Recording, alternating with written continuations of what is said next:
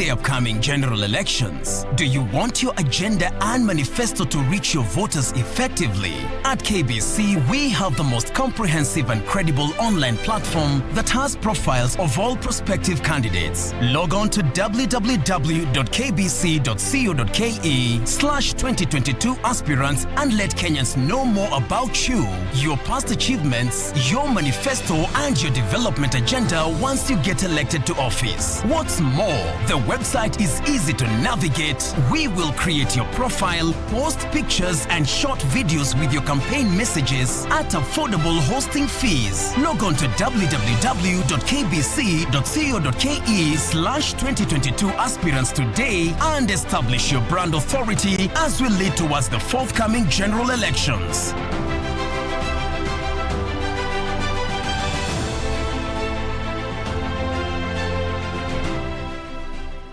To get Romans chapter 10 as your skiza tune on your phone, dial star 811 star 962 hash.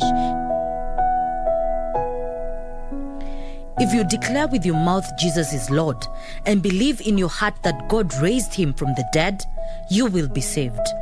Romans chapter 10 verse 9.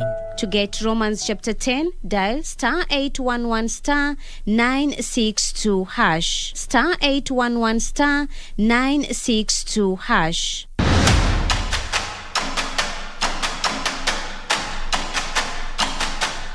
COMESA, in partnership with other regional bodies, is working on the harmonization of energy policy and regulatory framework to promote investment in renewable energy and energy efficiency. 630 million people lack reliable access to energy, and 790 million people still rely on solid biomass for basic energy needs. Learn more about the COMESA initiative by watching a special COMESA documentary this Thursday, the 3rd of March, only on KBC Channel 1 from 10 p.m.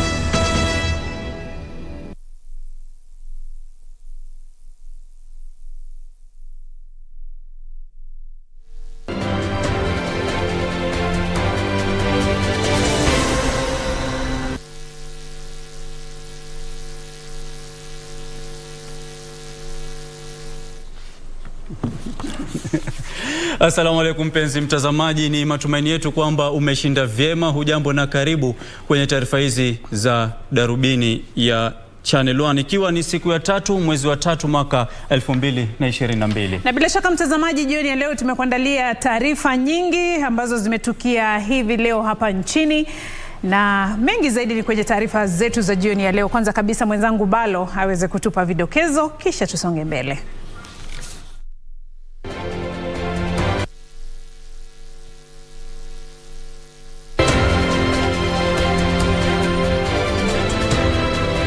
Rais Uhuru Kenyatta zindua tuzo ya watetezi wa mazingira kama sehemu ya maadhimisho ya miaka 50 ya shirika la UNEP.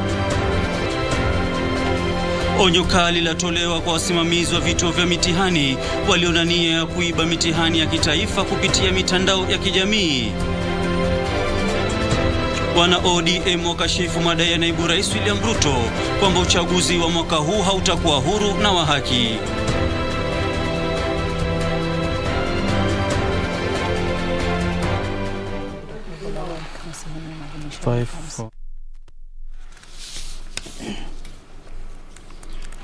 Naam, karibu mtazamaji, mimi naitwa Ahmed Juma, Bhalo ukipenda niite AGB, mwenzetu wa lugha ishara ni Lucy Maura. Na mimi naitwa Beatrice Gatonye. Kumbuka pia unaweza kufuatilia taarifa hizi kupitia mitandao yetu ya kijamii, haswa Twitter @KBC Channel 1 @Betty Gatonye na @Ahmed Juma Bhalo. Karibu.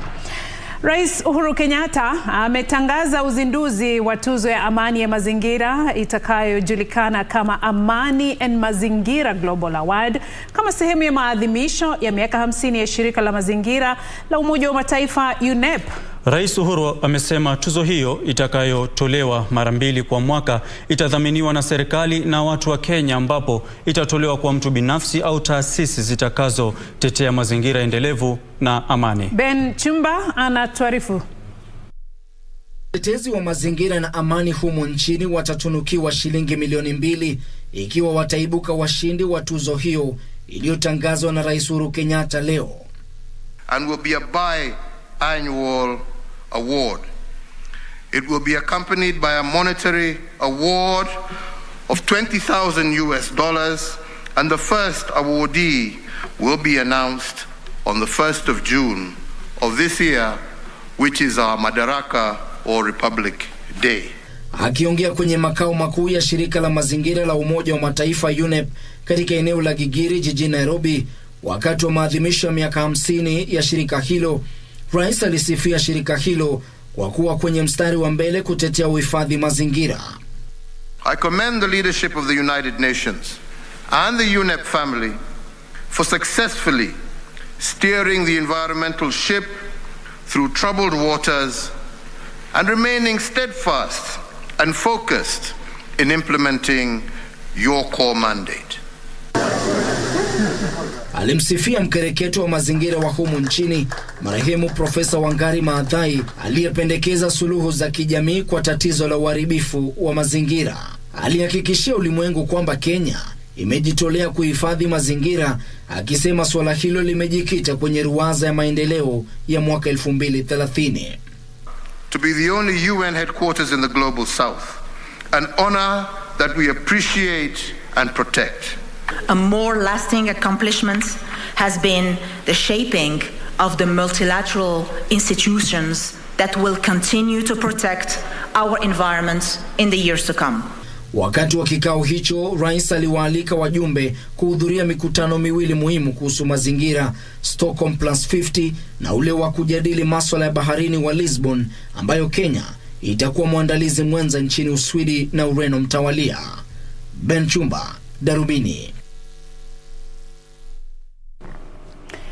Tukichana na taarifa hiyo, Wizara ya Elimu imeweka mikakati madhubuti kuhakikisha mitihani ya kitaifa itakayoanza juma lijalo haitakumbwa na udanganyifu.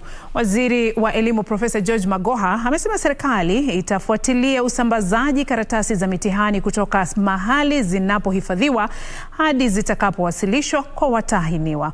Magoha alitoa onyo kali kwa wasimamizi wa vituo vya mitihani ya kitaifa ambao huenda wana nia ya kushiriki kwenye wizi wa mitihani kupitia mitandao ya kijamii kwamba watakiona cha mtema kuni. Alisema serikali inajizatiti kuhakikisha watahiniwa wa maeneo ambapo usalama umedorora wanafanya mitihani bila matatizo. Waziri wa Elimu Profesa George Magoha alikuwa katika eneo la Pwani kukagua ujenzi wa darasa za wanafunzi wa junior secondary chini ya mtaalamu mpya wa CBC.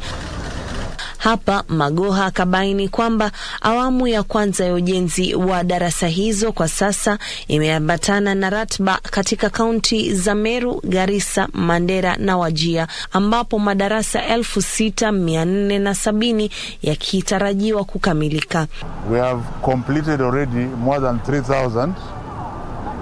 There are another 2,000 at roofing level, giving them 7 more days before we start the real KCP examinations to enable these 2,000 that are at roofing level to finish so that we can take the completion rate to about 95% or so. Magoha akichukua fursa hiyo kuwaonya wasimamizi wa mitihani kwamba watachukuliwa hatua za kisheria iwapo watadhubutu kuiba mitihani. We are not going to allow anybody to mess with this exam, just like we have done in the past. And for those crooks who think that we don't know what they are doing, we are watching you.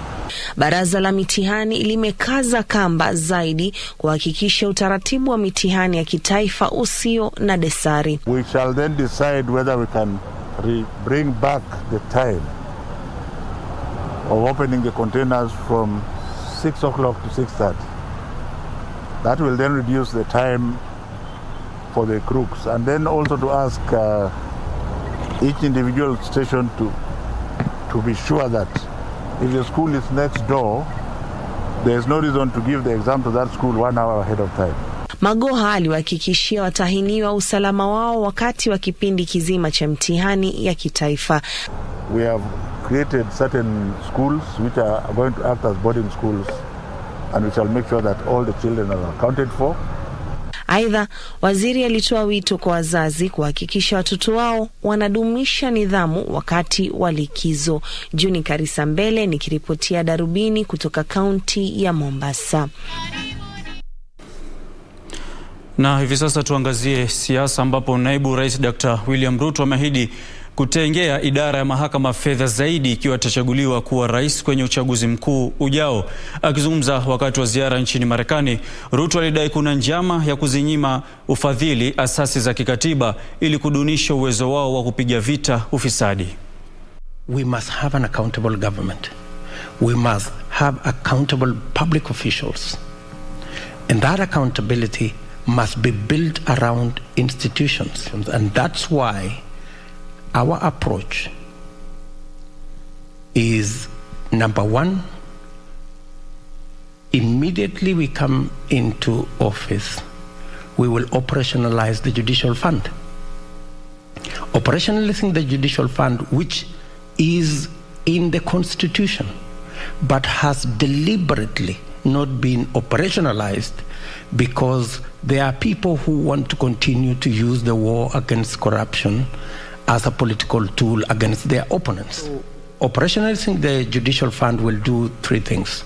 Number one, it will give the resources to the judiciary to hire the men and women who can then prosecute cases. Number two, it will give them the opportunity to build the software and the training of those people. And number three, it would make it that much more easy to determine cases within the shortest time possible.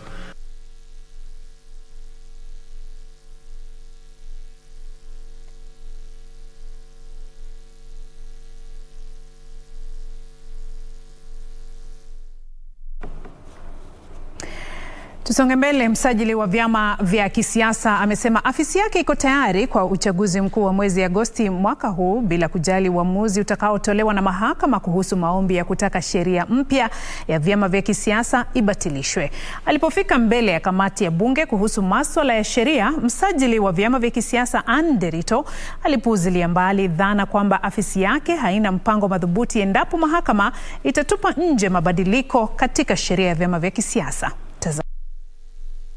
Kamati ya bunge la kitaifa kuhusu sheria na masuala ya haki iliandaa kikao na msajili wa vyama vya kisiasa kujadili kujiandaa kwa ofisi hiyo katika uchaguzi mkuu ujao na jinsi matokeo ya kesi iliyoko mahakamani inayopinga marekebisho katika sheria ya vyama vya kisiasa yatakavyoathiri maandalizi yaliyofikiwa kufikia sasa ya uchaguzi mkuu na ofisi hiyo. Being a lawyer, my word is this.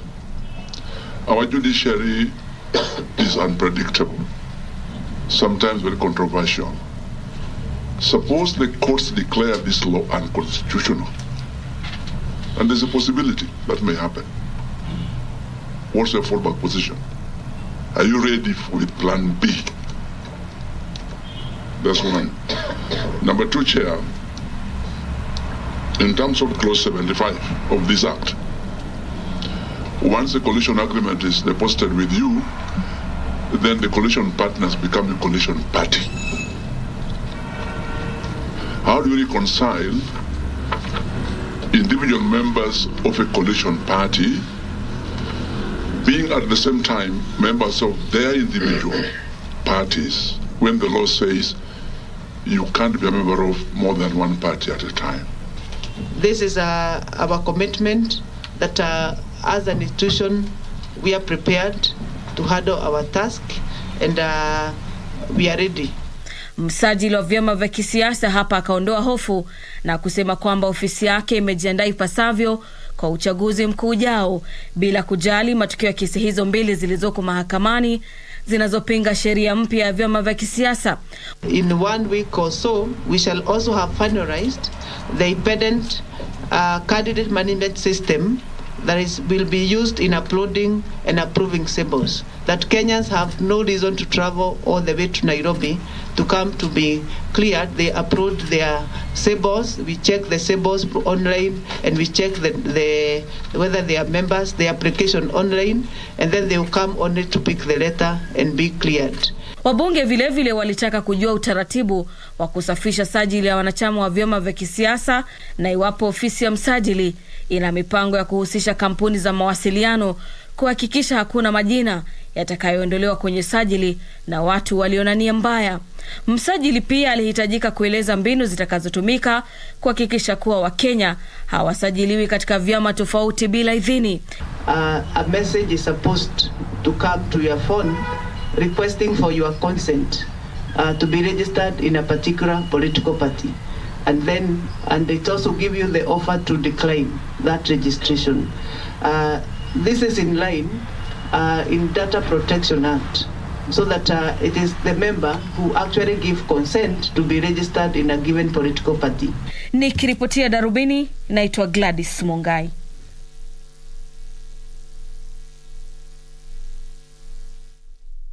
Na mtazamaji, taarifa yake Gladys na tukamilishia awamu ya kwanza ya taarifa hizi za Darubini ya Channel 1. Na kwa sasa tuelekee kwenye mapumziko, tukirejea ni taarifa zaidi, usiende mbali.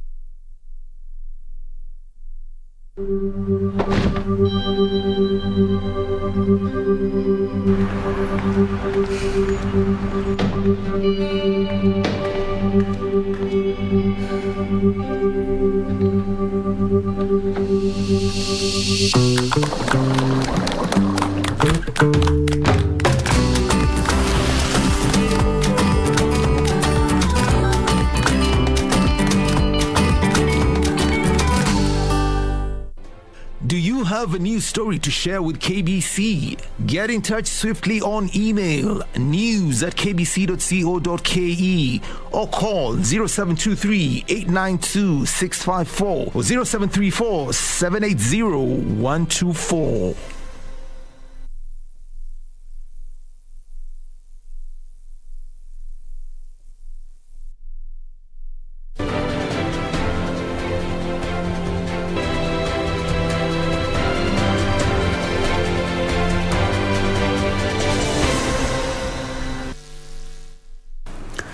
Naam, shukrani sana mtazamaji na karibu tena. Kiongozi wa chama cha ODM Raila Odinga ameahidi kulipa kipaumbele suala la ajira kwa vijana ikiwa atafaulu kumrithi Rais Uhuru Kenyatta baada ya uchaguzi mkuu wa mwezi Agosti.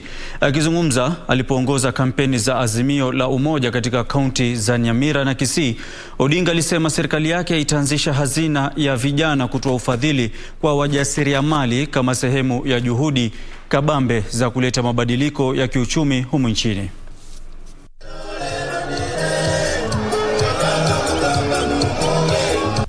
Odinga alihutubia mikutano ya hadhara katika maeneo ya Nyamira, Keroka na Kisii.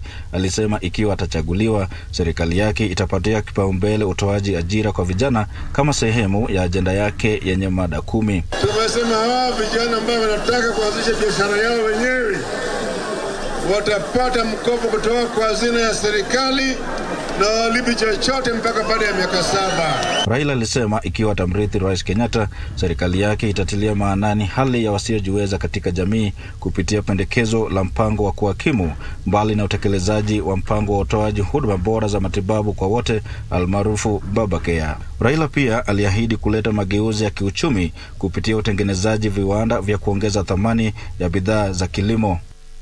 Wakulima watapata haki yao kulingana na jasho yao. Viongozi walioandamana naye walipuuza ziara ya Ruto ughaibuni, wakisema haitakuwa na ushawishi wakati wa uchaguzi mkuu ujao. Kura haipigwi kwa meza, unaweza ongea kizungu yote, ukutane na wazungu wote, kura ipige wapi? Kwa meza. Kura napigwa wapi? Hapa. Mara hii kwa sababu sisi wote tuko nyuma ya baba. Baba atashinda na over 70-80%. Hata kama haijaanza na wameenda kuanza kulia huko Amerika, jamani, wazungu hawatawasaidia. Hali kadhalika walipuzilia mbali madai kwamba Odinga anapaswa kumkirimia kisiasa kiongozi wa chama cha Wiper Kalonzo Musyoka. Baba alianzisha chama ya Azimio ili sisi wote tuenda. Sasa tumefungua, wale wote wanataka kuja, wakuje polepole, tuwe wote wapi na wasituletee masharti. Sasa nataka niwaulize, wakati tulikula kiapo pale Uhuru Park, mimi Simba nilikuwa huko, baba Raila Amolo alikuwa huko, wewe ulikuwa wapi? Hapo kesho muungano huo utaelekea katika kaunti ya Bungoma kwa msururu wa mkutano. Wycliffe Okech, Darubini, kutoka kaunti ya Kisii. Shukran Wycliffe Okech kwa taarifa hiyo. Tusonge mbele sasa, tuelekee mahakamani ambapo kijakazi anayeshukiwa kumtesa mtoto wa mwajiri wake wa umri wa mwaka 1.5 hadi kufariki ameshtakiwa leo kwenye mahakama ya Kiambu. Mahakama imeagiza Maureen Nyaboke azuiliwe kwa siku 10 zaidi kutoa fursa kwa upande wa mashtaka kukamilisha uchunguzi. Kwingineko, shahidi kwenye kesi ya mauaji ya kaka wawili kutoka eneo la Kienjokoma, kaunti ya Embu, ameiambia mahakama kwamba walikuwa wakifukuzwa na afisa wa polisi walipokuwa wakielekea nyumbani kabla ya mauaji hayo. Taarifa zaidi ni kwenye mizani ya haki. Maureen Nyaboke alifikishwa mbele ya hakimu mkuu wa Kiambu Emily Omindi alikoshtakiwa kwa kosa la mauaji siku moja tu baada ya kukamatwa. Upande wa mashtaka ukipata idhini ya siku 10 kukamilisha uchunguzi na kumfanyia mshukiwa uchunguzi wa kiakili. Mshukiwa huyo atafika mahakamani tena tarehe 14 mwezi huu kujibu mashtaka. Nyaboke anasemekana kupata ajira kama kijakazi tarehe 22 mwezi Februari nyumbani kwake Monica Wangoi katika kijiji cha Kiamumbi, kaunti ya Kiambu. Wangoi aliondoka kwenda kazini siku iliyofuata na kumwacha mwanawe wa umri wa mwaka 1.5 Andy Kibe chini ya ulinzi wa Nyaboke. Aliporejea jioni, Wangoi alimpata mwanawe akiwa na majeraha kichwani, usoni na kufura katika sehemu zingine za mwili. Nyaboke alisema mtoto huyo alikuwa ameanguka kwa nyumba. Wangoi alimfikisha mwanawe hospitalini ambako alifariki akipokea matibabu, kiini cha kifo kulingana na madaktari kikiwa ni majeraha aliyopata. Mtoto huyo alizikwa nyumbani kwa mamake Alhamisi katika kijiji cha Kiambururu, Githongore. Wakati huo kesi ya mauaji ya ndugu wawili wa Kienjokoma inaendelea kusikizwa, huku shahidi Chris Dan akihojiwa kuhusu shahidi wake. Aliambia mahakama kwamba walipokuwa wakirejea nyumbani walipata gari la polisi limeegeshwa kando ya barabara na afisa mmoja wa polisi aliyevalia nguo za raia akiwa amesimama kando yake. Mtu huyo alikisiwa kwa afisa wa polisi aliwafukuza, na katika hiyo hali aligundua mmoja wao athiriwa marehemu Emmanuel Mutura alianguka.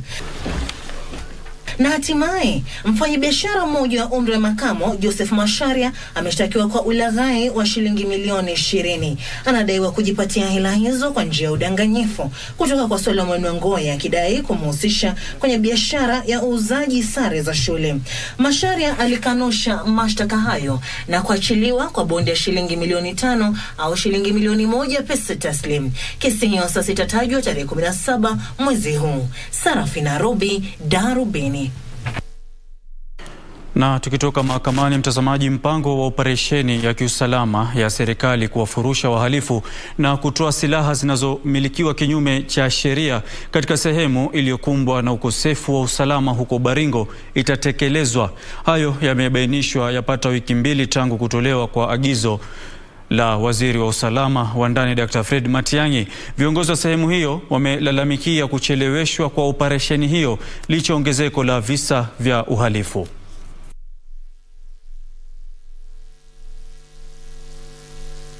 Ile mnatarajia labda kuona ni nguvu ya serikali. Serikali huwa inapeana nafasi, we give dialogue a chance, lakini huwa inafika mahali basi hautaweza kushindana na serikali. The consequences will be dire, I tell you. they have the names of the criminals. They know their villages. They know their homes. They know the parents. But nobody has taken the step to do what is necessary. Hii ni mwezi moja ambapo operation imeanza na watu wanaendelea kuumizwa, watu wanaendelea kuuawa, mifugo inaendelea kubebwa.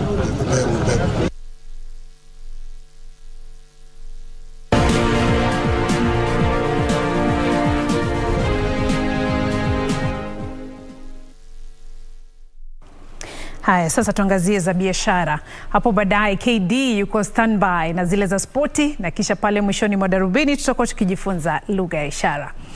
Endapo haujasajili simu kadi au laini yako ya simu, basi una muda wa chini ya wiki 2 kufanya hivyo, la sivyo utakatizwa mawasiliano. Halmashauri ya mawasiliano humu nchini imetoa makataa ya mwezi mmoja kwa kampuni za huduma za rununu kuzima simu kadi zote ambazo hazijasajiliwa. Taarifa kamili ni kwenye mseto wa biashara.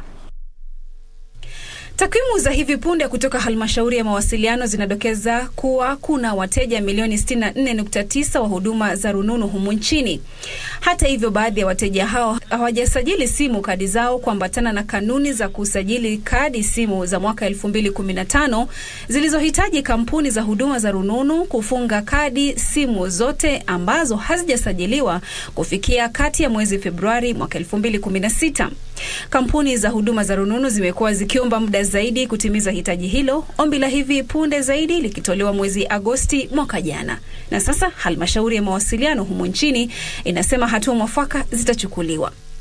Assume you are cut off today and tomorrow you wake up with your ID and present yourself in the customer care shop and say my number used to be, you will be reactivated. Wakati huo huo, wenye bima katika kampuni ya Standard Assurance wanatarajiwa kupokea shilingi milioni 172.5 kama ridhaa kutoka kwa hazina ya kufidia wenye bima. Hata hivyo, hazina hiyo imeweka kiwango cha shilingi 1250 ambazo zitatolewa kwa wenye bima. Hazina hiyo ilianza mchakato wa kulipa ridhaa wenye bima 690 za kampuni ya Standard Assurance. Hii ni mara ya pili kwa hazina hiyo kulipa ridhaa na inajiri miezi 8 baada ya kutekeleza malipo ya kwanza kwa wenye bima katika kampuni zilizowekwa chini ya mpango wa ufilisi. Hatimaye, baadhi ya wenye kampuni za kupuchua mpunga katika kaunti ya Migori wamefunga biashara kutokana na uhaba wa mchele. Mshirikishi wa halmashauri ya unyunyiziaji mashamba maji eneo la Nyanza amesema mzozo kati ya wakulima na halmashauri hiyo kuhusu fidia umeathiri kilimo cha mpunga katika eneo la Nyatike, na hata hivyo kuhujumu shughuli za halmashauri hiyo za kuzalisha mchele. It is up to them to decide whether they want irrigation development or if they want compensation, then we will not be able to proceed in that line. Store here right now can sustain me for 2 weeks. So after 2 weeks, I may end up closing the mill and sending my staff at home. That's my worry as a miller. And as an investor, then we have the market, but now we don't have the product.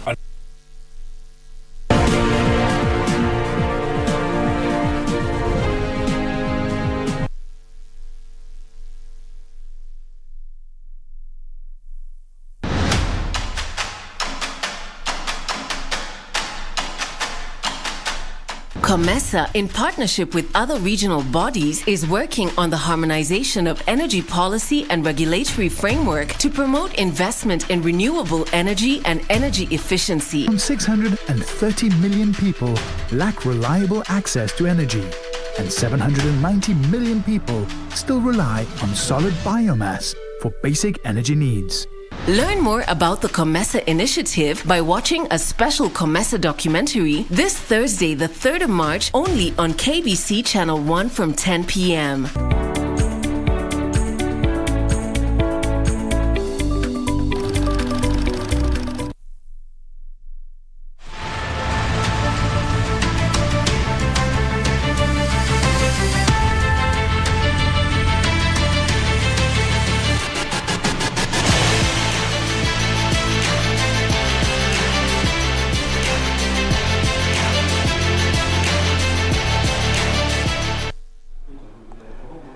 Karibu sasa mwanaspoti, tuelekee viwanjani. Kama kawaida, wengi wananiita Karanja David ama ukipenda KD.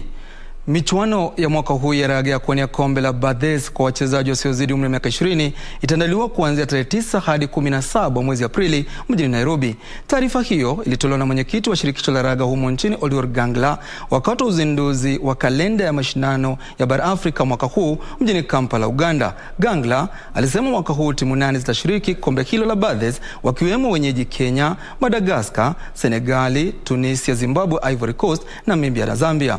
Washindi wa michuano hiyo wanajikatia tiketi ya kuwakilisha bara Afrika kwenye mashindano ya dunia ya raga kwa chipukizi. Kenya ndio mabingwa watetezi baada ya kuilemea Madagascar alama 21-20 mwaka uliopita katika uwanja wa taifa wa Nyayo hapa jijini Nairobi.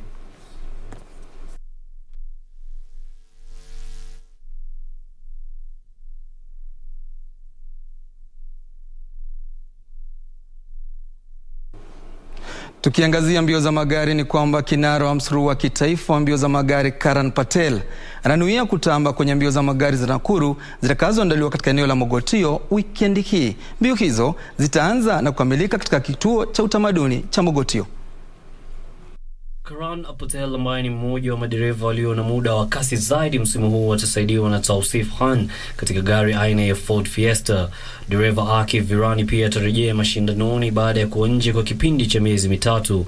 Akif ndiye bingwa wa KNRC divisheni ya kwanza na alitajwa dereva bora mwaka 2021. Kinara wa KNRC divisheni ya pili Steve Mungi atakabiliana na Darren Miranda. Hussein Malik pia atashiriki mbio hizo na atasaidiwa na Deep Patel. Kush Patel atasaidiwa na Musar Chaudhry katika gari aina ya Subaru, huku Zamer Virji akinuia kufanya vema baada ya kuyaga mashindano ya Kajiado. Kinara wa kitengo cha magari yanayovutwa kwa magurudumu mawili Leo Varisa atasaidiwa na Kigo Kareithi katika gari aina ya Toyota Auris.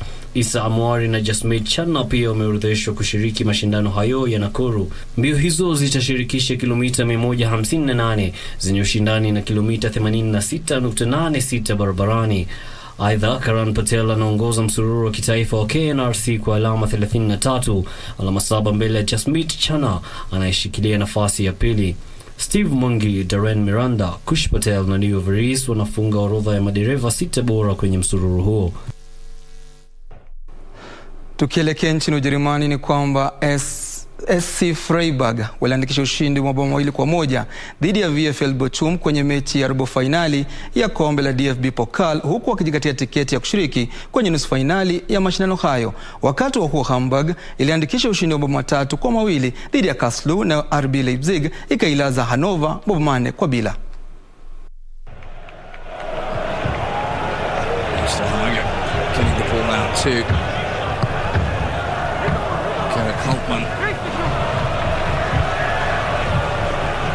Sebastian Polter.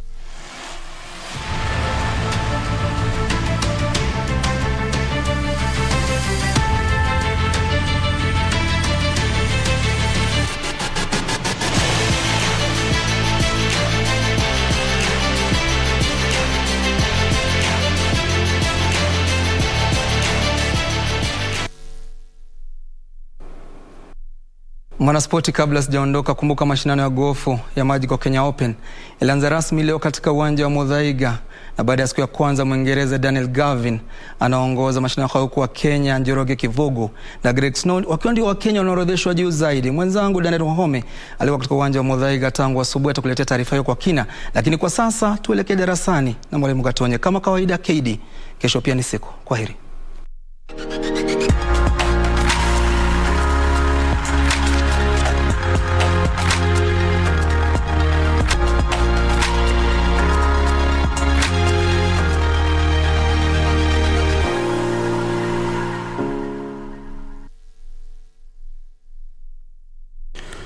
Na mtazamaji, baada ya taarifa za spoti, hivi sasa ni wakati wa kuingia darasani na mwalimu Gatonye, na kama ulivyotuahidi jana kwamba leo tutaendelea na masuala ya mahusiano. Mahusiano mbalimbali. Na siku ya leo tunazungumzia wale ambao wametengana, not divorced, separated. Wameachana kwa muda. Hawajatalikiana lakini wameachana kwa muda. Hiyo is separated. Separated. kama you are separated na mpenzi wako ama mmeachana kwa muda, tunafanya kwamba nyinyi you are separated. Alafu kuna wengine ambao wako katika mahusiano ambayo hayaeleweki. Tunaita nini? Complicated relationship. Unamuuliza kama uko kwenye mahusiano, nakwambia niko ni kama siko, yani naye mtu ni kama sina. Hiyo complicated relationship imekorogeka. Imekorogeka hiyo. Iko tu hapo. Haieleweki. Kuna vitu ambavyo havieleweki hapo. It's very complicated. Na shukran sana mwalimu. Na mtazamaji, kabla hatujaondoka ndani ya studio, ni kwamba kwenye makala yetu kuhusu vijana na maendeleo, tunaangazia kundi moja la vijana mtaani Majengo, eneo bunge la Kamukunji, ambalo limejizatiti kujenga jumba la kuhifadhia marobota ya mitumba sokoni Gikomba, kutokana na wazo la muasisi wake Hassan Ramadhan. Usikose makala haya mtazamaji, kwenye taarifa zetu za mwendo wa saa 3 kutoka kwake Yusuf Farah. Atakuwa ametuandalia taarifa hiyo kwenye makala yale ya Young and Industrious. Tumefika wakati wa kutoka studio, lakini kabla sijaingia studio, Gatonye, nimepata message kutoka kwa mpwa wangu, tuseme Nis. Yamsemaje? Anaitwa Maisara Juma Bhalo. Ananiambia Anko ama Mo Ahmed, usisahau kwamba leo ni birthday yangu. Nikajua tu anataka nini. Nataka tumuishie happy birthday. Ana jina gumu. Anaitwa Maisara. Maisara, happy birthday. Na bila shaka tunakutakia heri njema za siku ya kuzaliwa. Mtakie kwa lugha ishara happy birthday. Unakumbuka wewe ni mwanafunzi mzuri. Kama ulivyonifunza ulionifunza wiki iliyopita, kama sijasahau, ni kwamba happy birthday. Sio happy birthday kwako Maisara. Asante Maisara, tunakutakia mema. Asante mtazamaji, imekuwa fahari yetu kukuletea taarifa zetu jioni ya leo. Tufanye vivi hivi tena wiki ijayo majaliwa. Mimi naitwa Beatrice Gatonye. Mimi naitwa Ahmed Juma Bhalo, ukipenda niite AJB. Aridhi hapo Maulana. Inshallah tukutane wiki ijayo. Assalamu alaikum. Lucy Mwaura amekuwa mtafsiri wetu ama mfasiri wetu lugha ya ishara. Usiku mwema.